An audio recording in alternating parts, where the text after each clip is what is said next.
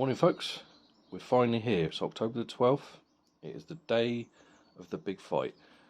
Artur Beterbiev against Dmitry Bivol for the undisputed, all the marbles, everything on the line, the number one guy at light heavyweight. Just like you, I've been looking forward to this fight for such a long time. We've had a few hurdles along the way, but we're finally fucking here. This morning, I've woken up early. When it's a big fight a day like this, I just can't sleep. I'm an insomniac anyway, easy word for me to say. And I struggle to sleep at the best times. But when there's a big fight coming up, I'm up early. It is now about 7:45 in the morning. And I'm just fucking stoked. I can't wait for this fight. I really can't wait for it. I've been flip-flopping my predictions past few weeks. And this morning, as we sit here right now, I'm going with Bivol. I think Dmitry Bivol will win a unanimous decision. However, I'm only about 85% confident in saying that, but I will stick to that. I will be back when I review the fight tomorrow, whether I've got it right or wrong. That's what I'm going with now. I'm not going to flip and flop like some people do and go, well, yes, well, I thought, blah, blah, blah. The only thing is, I've written Artur Beterbiev off before. I wrote him off before the Callum Smith fight. I wrote him off after Anthony Yarde fight last year. I thought he was done. I thought he was getting old. He's too injury prone, which he is. You know, I mean, he's only a couple of years younger than me. You know, what is he? 39. I'm nearly 42. So, you know, he's younger than me, but not by much. And you know, he has had a few injury issues the past few years, so I'm kind of that's what's swaying me mainly towards Bivol. Excuse me, Bivol. I mean, I always liked Bivol, but I was kind of he was very good, and I was very impressed by him. But I don't know. I didn't know if he had it, until he beat Canelo convincingly. I know it was only 115, 113 on the cards that night. I think I had it 118, 110 to Bivol when I scored it. I thought Bivol bossed the majority of the fight. But, yeah, the right man won. It doesn't matter. The right man won. And that's all that matters with that one.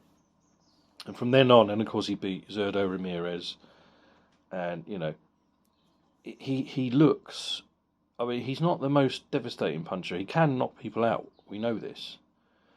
But he's not a natural finisher. I think that's what kind of put me off him a little bit years ago. He seemed to be quite happy just to box. And there's nothing wrong with that. There is nothing wrong with that. He's always been in control. He's been shaken a couple of times in his career. But, he's always been in control. But then you've got Beterbiev, who is the natural finisher. I mean, all 20 of his professional opponents, have fallen.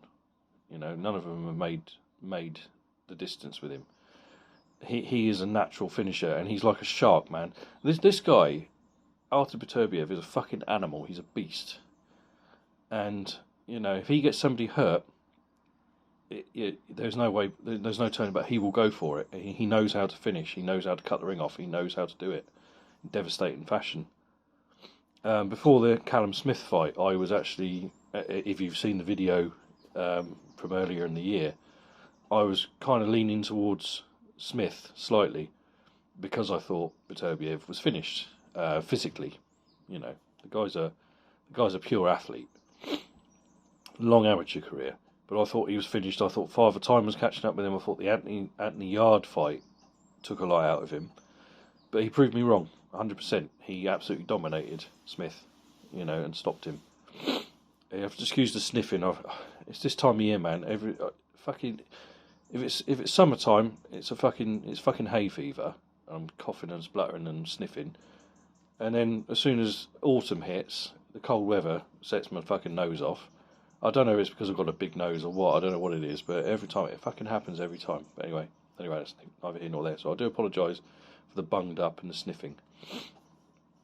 I've blown my nose about 20 times before I even switched the phone on, purely because I knew this would be very annoying, and it annoys me.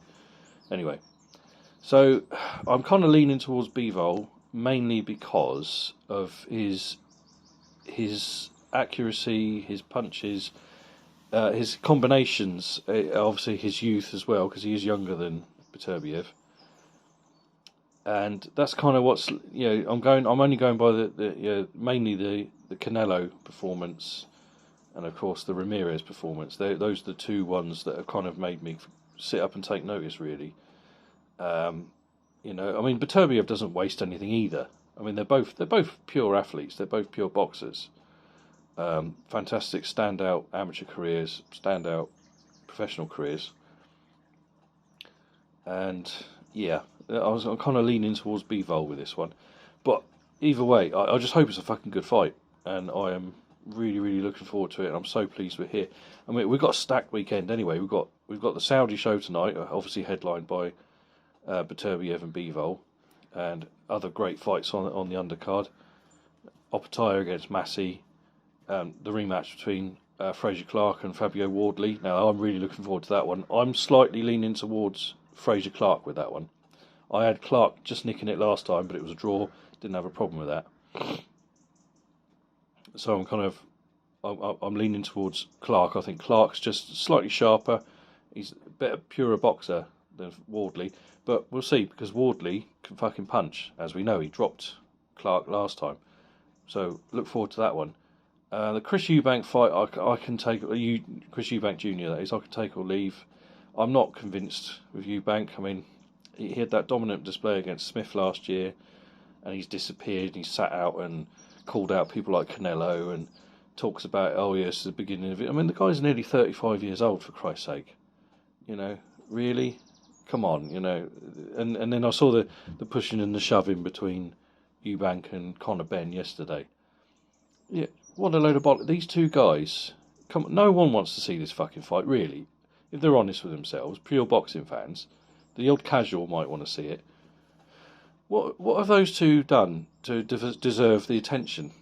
I mean, Conor Benn still has a case hanging over his fucking head for drugs. And Chris Eubank, he has, in my opinion, has had the talent, but has let himself fucking down. With inactivity and various the Billy Joe Saunders fight. I mean, that was a long time ago. And he threw that away. He could have made that a bit more competitive, but he threw away the first half of the fight, in my opinion. So anyway, they're just two guys. In my opinion, this is just my opinion, folks. We all have them. You may not agree. That's fine. That's part of life. Just my opinion. I just think it's just two guys who grew up with privileged backgrounds because of what their father's done, the money their father's earned.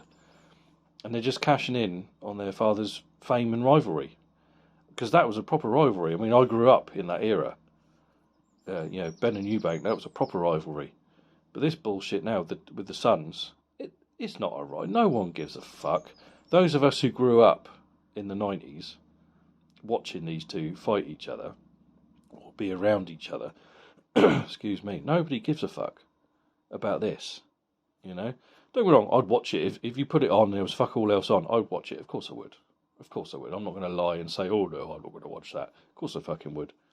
But it's just not for me. I don't believe it. I think the time has passed for that. I wasn't overly keen on the fight when it was supposed to happen, and then Ben failed drug tests, and it just got shelved. And I mean, they're two different weight divisions, for crying out loud. I mean, Ben is barely welterweight, and Eubank has fought as high as super middleweight, so I don't see how. No, I'm not interested. But there was a bit of shoving and pushing and all that, so I don't know if they're still trying to make that fight. I think that ship has sailed personally, and I wasn't that interested in the first place. So, but anyway, that doesn't matter. And we've got the two cards from Japan this weekend. One tomorrow, one Monday. Really looking forward to that. Several world title fights on those. So, my cup runneth over. I'm a happy boxing fan. I am in absolute heaven at the moment, and I hope you are too. So, I'm going to end this video. I'm going to make my final prediction. Dmitry Bivol, undisputed champion, unanimous decision. That's what I'm going with. Right, folks, enjoy the fights. I'll be here to talk to you tomorrow. Take care, and I'll speak to you soon. Love you all.